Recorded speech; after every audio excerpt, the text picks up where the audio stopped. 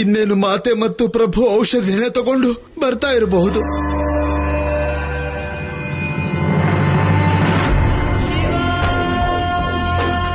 ಪ್ರಭು ಮತ್ತೆ ಮಾತೆ ಬರ್ತಿದ್ದಾರೆ.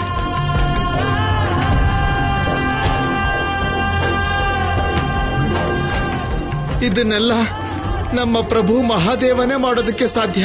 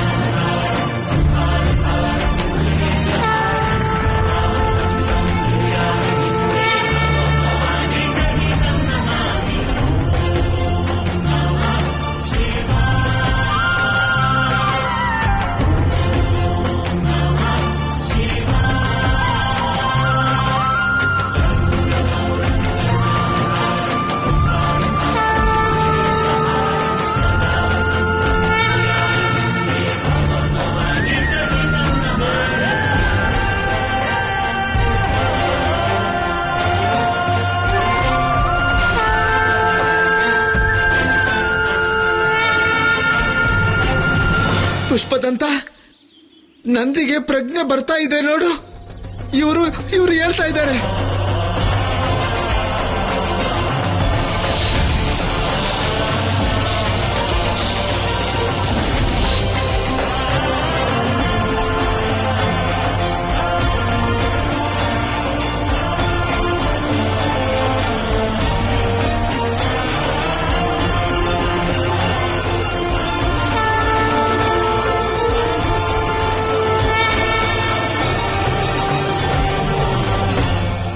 ಇದೆಲ್ಲ ಮಾತೆ ಮತ್ತು ಪ್ರಭು ಪಟ್ಟಿರುವಂತ ಶ್ರಮದ ಫಲ ನಂದಿ.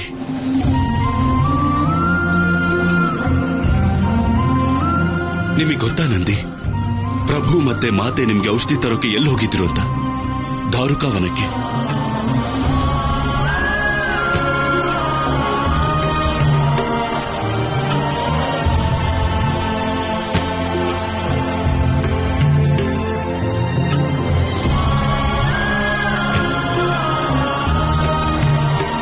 ನೀವು ನನ್ನಂತ ಅಲ್ಪನಿಗೋಸ್ಕರ ಅಷ್ಟು ದೂರ ಹೋಗಿ ಔಷಧಿ ತಗೊಂಡ್ ಬಂದ್ರ? ನೀವು ನನ್ನ ಗೆಳೆಯ ನಂದಿ. ಮತ್ತೆ ಗೆಳೆಯರು ಯಾವತ್ತೂ ಕಷ್ಟ ಕೊಡೋದಿಲ್ಲ.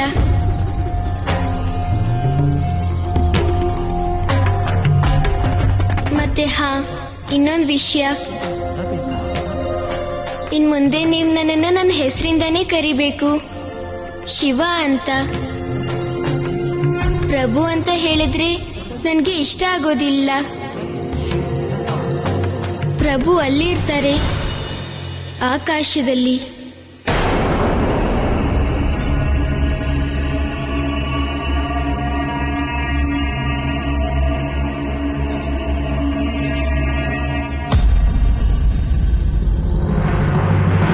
ನೀವು ನನ್ನ ಪ್ರಭುಗಳು. ಯಾವಾಗ್ಲೂ ನೀವೇ ನನ್ನ ಪ್ರಭುಗಳಾಗಿರ್ತೀರ. ಪ್ರಭು ಅಂತ ಕರೆಯೋ ಈ ಅಧಿಕಾರನ ನನ್ನಿಂದ ನೀವು ಕಿತ್ಕೋಬೇಡಿ. ಆದ್ರೆ ನಾನು ನಿಮ್ಮ ಪ್ರಭು ಅಲ್ವಲ್ಲ.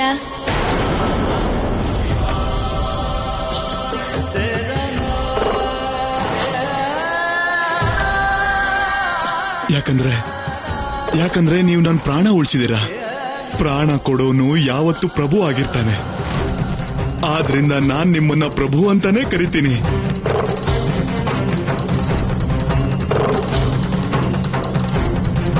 ಗೆಳತಿ, ನೀವೇ ಇವ್ರಿಗೆ ಅರ್ಥ ಮಾಡಿಸಿ. ಇವ್ರಿಗೆ ಅರ್ಥ ಮಾಡ್ಸಕ್ಕಾಗಲ್ಲ ಗೆಳೆಯ. ಯಾಕೆ ಗೆಳತಿ? ಯಾಕಂದ್ರೆ ಇವರು ಮಹಾದೇವನ ಪರಮ ಭಕ್ತ.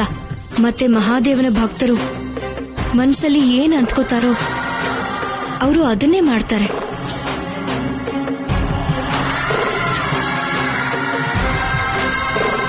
ಮತ್ತಿವ್ರಿಗೆ ನಿಮ್ಮನ್ನ ಪ್ರಭು ಅನ್ನೋದ್ರಲ್ಲಿ ಸಂತೋಷ ಸಿಗತ್ತೆ ಗೆಳೆಯ.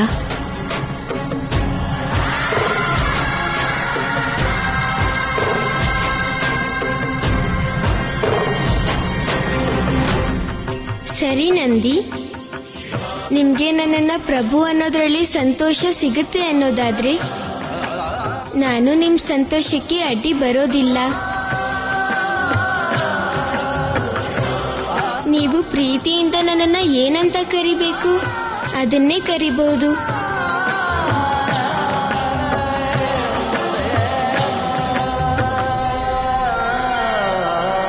ಅನುಮತಿ ಕೊಟ್ಟಿದ್ದಕ್ಕೆ ನಿಮಗೆ ತುಂಬಾ ತುಂಬಾ ಧನ್ಯವಾದ ಪ್ರಭು.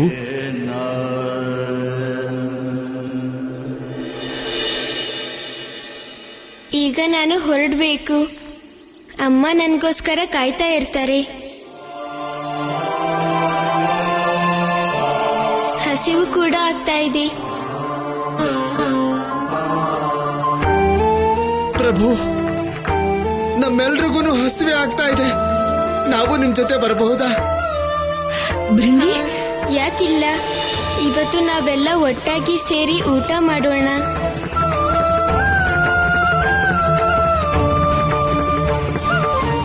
ಹರ ಹರ ಮಹಾದೇವ, ಹರ ಹರ ಮಹಾದೇವ, ಹರ ಹರ ಮಹಾದೇವ, ಹರ ಹರ ಮಹಾದೇವ.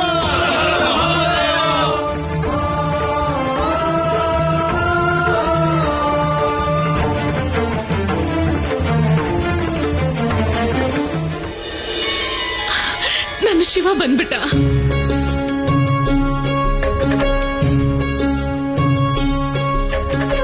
ಅಮ್ಮ,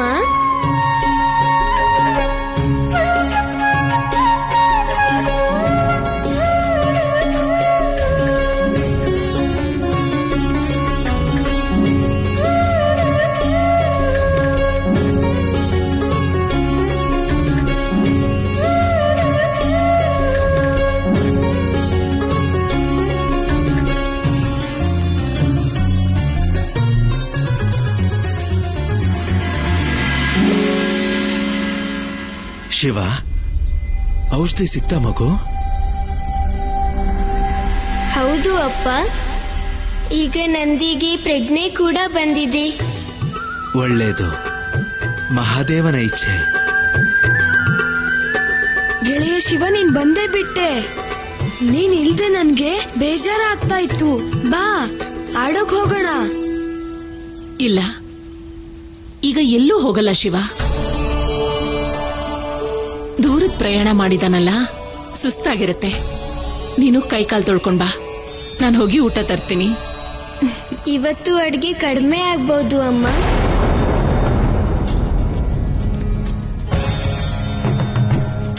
ಯಾಕಂದ್ರೆ ಇವತ್ತು ಊಟಕ್ಕೆ ನಾನೊಬ್ನೇ ಇಲ್ಲ.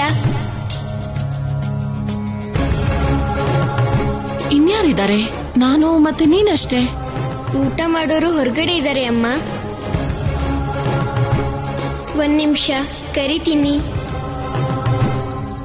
ಎಲ್ಲರೂ ಒಳಗ್ ಬನ್ನಿ.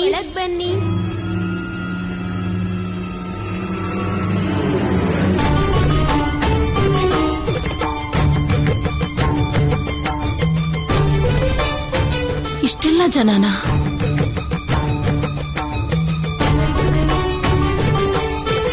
ಇನ್ನೂ ಒಬ್ರಿದ್ದಾರೆ. ಅವರು ಒಳಗ್ ಬಂದ್ರೆ ಎಲ್ಲರೂ ಬಂದಾಗತ್ತೆ. ನೀವು ಒಳಗ್ ಬನ್ನಿ ಗೆಳತಿ.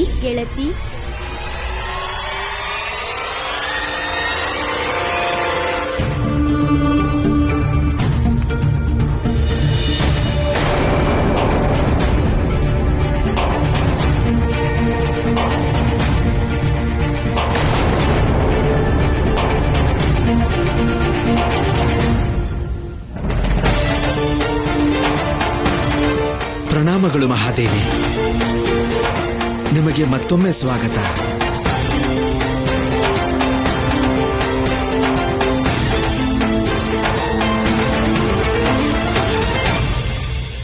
ಅಡಿಗೆ ಸಿದ್ಧ ಆಗೋಕೆ ಸಮಯ ಆಗತ್ತೆ.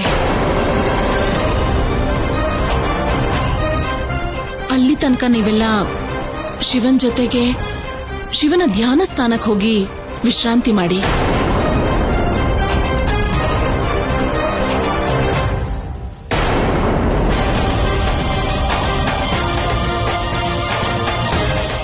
ಅಡಿಗೆ ಸಿದ್ಧ ಆದ್ಮೇಲೆ ನಾನೆಲ್ರನ್ನೂ ಕರಿತೀನಿ.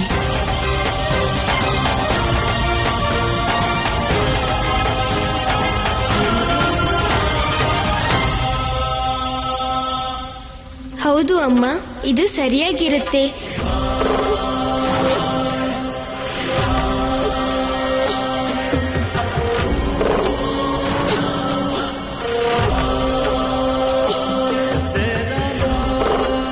ನೀವೆಲ್ಲರೂ ನನ್ನ ಜೊತೆಗೆ ಬನ್ನಿ.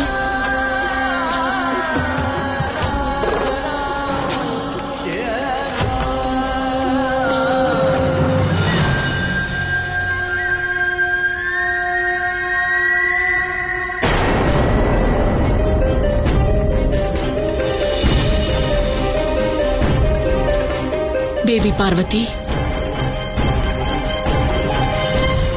ನೀವು ಏನ್ ಮಾಡ್ಬೇಕಿತ್ತೋ ಅದನ್ನ ಮಾಡಾಯ್ತು. ಈಗ ನನ್ನ ಮನೇನು ನೀವು ಕೈಲಾಸ ಮಾಡ್ಬೇಕು ಅಂತಿದ್ದೀರಾ?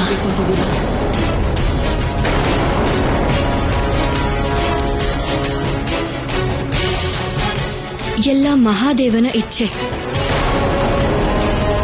ಮತ್ತೆ ನಿಮಗೂ ಗೊತ್ತೇ ಇದೆ, ಎಲ್ಲಿ ಮಹಾದೇವ ಇರ್ತಾರೋ ಅದು ಕೈಲಾಸ ಆಗೇ ಆಗುತ್ತೆ.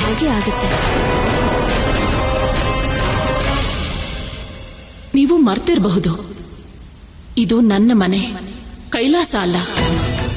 ಮತ್ತೆ ನಾನು ನನ್ನ ಮನೇನ ಕೈಲಾಸ ಆಗೋಕ್ ಬಿಡಲ್ಲ.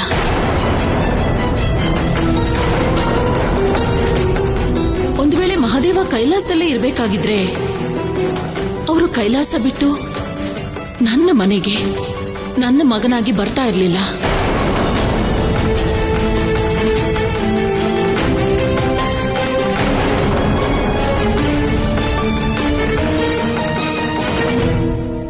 ದೇವಿ ಅನಸೂಯ,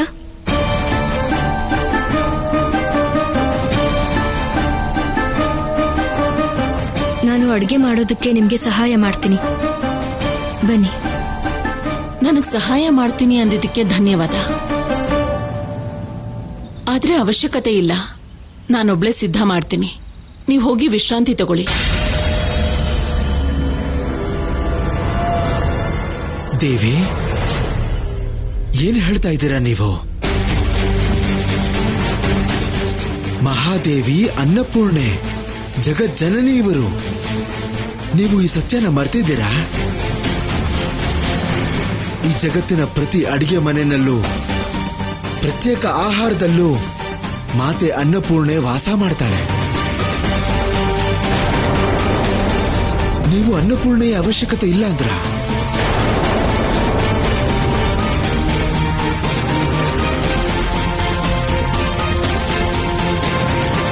ಋಷಿವರ್ಯ, ಮಕ್ಕಳಿಗೆ ಅವರ ತಾಯಿನೇ ಅವರ ಅನ್ನಪೂರ್ಣೆ ಆಗಿರ್ತಾಳೆ. ನೀವು ಬಹುಶಃ ಇವರ ತೇಜಸ್ಸಿನ ಪ್ರಭಾವದಿಂದ ಈ ಸತ್ಯನ ಮರ್ತಿದ್ದೀರಿ. ಇವರು ದೇವಿ ಅನ್ನಪೂರ್ಣೆ ಆದ್ರೆ ನಾನು ತ್ರಿಮೂರ್ತಿಗಳಿಗೆ ತಾಯಿ.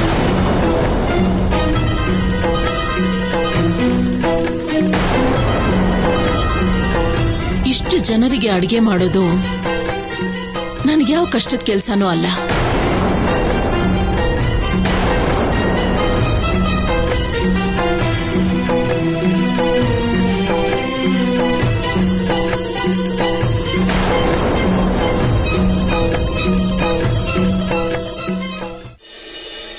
ಬೆಲ್ಲ ಎಲ್ಲಿದೆ?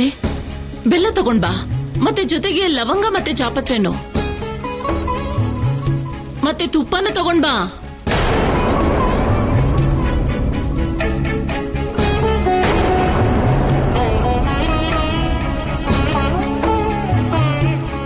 ತುಪ್ಪದ ಪಾತ್ರೆ ಖಾಲಿಯಾಗಿದೆ. ಈಗ ಇದನ್ನ ಹೇಗೆ ಪೂರ್ತಿ ಮಾಡ್ತಾರೆ?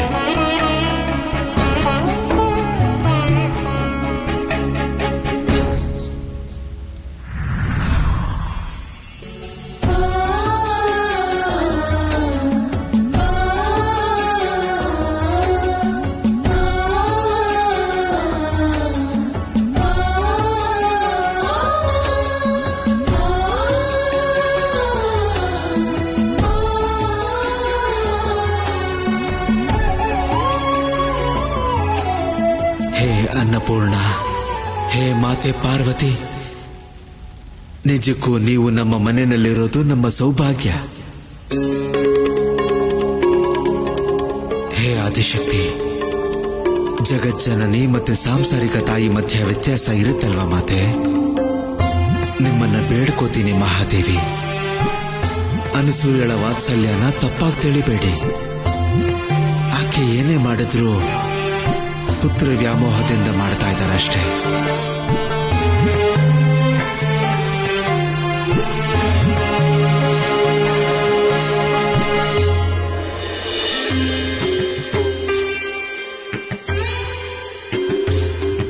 ನಮಗೆ ತುಂಬಾನೇ ಕಾಲಗಳಾದ್ಮೇಲೆ ಈ ರೀತಿ ಪ್ರಭುಗಳ ಸಾನ್ನಿಧ್ಯದಲ್ಲಿ ಅವರ ಮುಂದೆ ಕೂತ್ಕೊಳ್ಳುವಂತ ಅವಕಾಶ ಸಿಕ್ಕಿದೆ.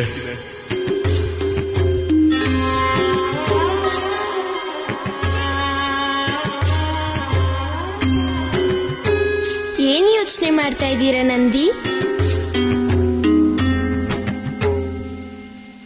ಪ್ರಭು, ನೀವು ಅಂತರ್ಯಾಮಿ, ನಿಮ್ಗೆ ಎಲ್ಲ ಗೊತ್ತಿದೆ. ನಾವಿಲ್ಲಿ ನಿಮ್ ಮುಂದೆ ಕೂತಿರೋದು ಹೇಗನಿಸಿದೆ ಅಂದ್ರೆ ನಾವು ಕೈಲಾಸದಲ್ಲೇ ಇದೀವಿ ಅನ್ನೋ ಹಾಗೆ.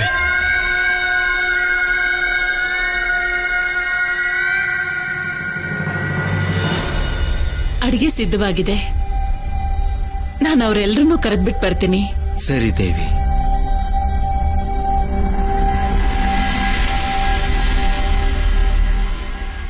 ಪ್ರಭು, ನಮ್ಗೆಲ್ಲ ಇಲ್ಲಿ ನಿಮ್ ಜೊತೆ ಇರೋದಕ್ಕೆ ಅನುಮತಿ ಕೊಡಿ ಪ್ರಭು.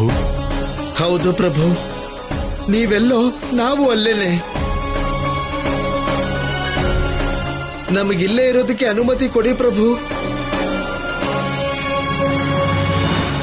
ಇಲ್ಲ, ನೀವೆಲ್ಲ ಇಲ್ಲಿರೋಕ್ ಸಾಧ್ಯ ಇಲ್ಲ.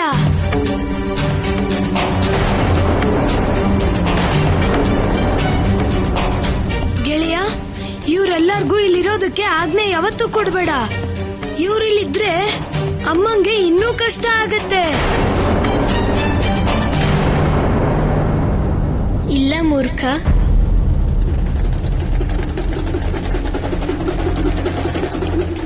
ನಾನು ಇವರಿಗೆ ಇಲ್ಲ ಅನ್ನೋಕ್ಕಾಗೋದಿಲ್ಲ.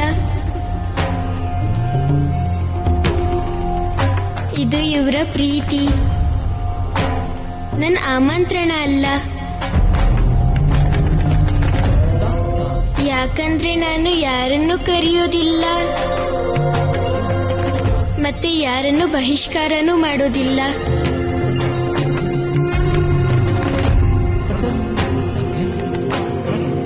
ನಾರದ, ನಾನಿಲ್ಲಿಗೆ ಯಾರನ್ನು ಆಮಂತ್ರಿಸೋದೂ ಇಲ್ಲ, ಯಾರಿಗೂ ಬಹಿಷ್ಕಾರನೂ ಹಾಕಲ್ಲ.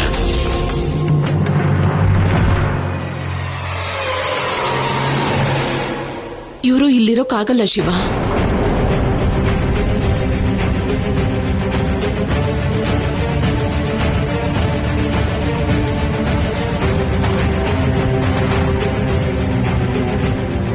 ನೀನು ಏನು ಯೋಚನೆ ಮಾಡದೆ ಏನು ಹೇಳ್ಬೇಡ ಶಿವ. ನೀನೇ ಇವ್ರಿಗೆ ಹೇಳು, ಇವರಿಲ್ಲಿರೋದು ಸಾಧ್ಯನೇ ಇಲ್ಲ.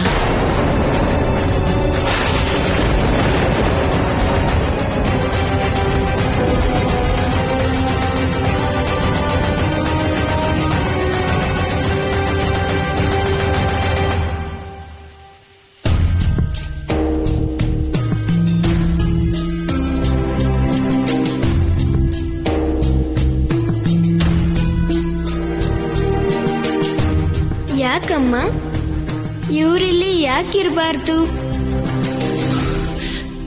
ನೀನು ನನ್ನ ಪ್ರಶ್ನೆಗೆ ಉತ್ತರ ಕೊಡು. ನಗರದ ಜನರು ಕಾಡಲ್ಲಿರೋಕ್ ಸಾಧ್ಯನಾ? ಇಲ್ಲ ಅಮ್ಮ, ಇರೋದಿಕ್ಕೆ ಅವ್ರಿಗೆ ಕಷ್ಟ ಆಗ್ಬೋದು. ಮತ್ತೆ ಕಾಡಿನ ಪ್ರಾಣಿಗಳು ಸಮಾಜದಲ್ಲಿ ನಮ್ಮ ಮಧ್ಯೆ ಇರೋಕ್ಕಾಗತ್ತಾ? ಇಲ್ಲ ಅಮ್ಮ. ಯಾಕಿರೋಕ್ಕಾಗಲ್ಲ? ಯಾಕಂದ್ರೆ ಪ್ರಾಣಿಗಳು ಇಲ್ಲಿದ್ರೆ ಇಲ್ಲಿ ಜನರಿಗೆ ಭಯ ಆಗತ್ತೆ.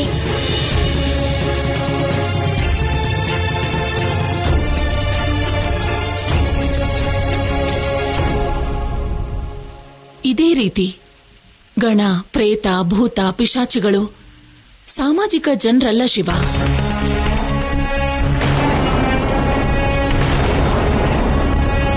ಆದ್ರಿಂದ ಇವ್ರ ಈ ಜಾಗದಲ್ಲಿ ಇರಕ್ಕಾಗಲ್ಲ ಕಂದ. ನೀನೇ ಇವ್ರಿಗೊಂದ್ ಮಾತು ಹೇಳ್ಬಿಡು, ಇವರು ಬೇರೆ ಜಾಗಕ್ಕೆ ಹೋಗ್ಲಿ, ಇವ್ರಿರೋದಕ್ಕೆ ಸರಿಯಾಗಿರೋ ಜಾಗಕ್ಕೆ.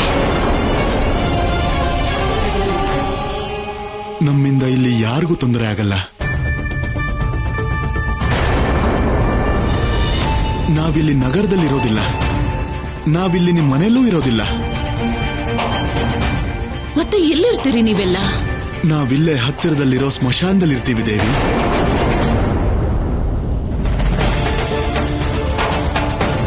ನಾವು ದಿನ ಪ್ರಭುಗಳ ದರ್ಶನಕ್ಕಾಗಿ ಬರ್ತಾ ಇರ್ತೀವಿ.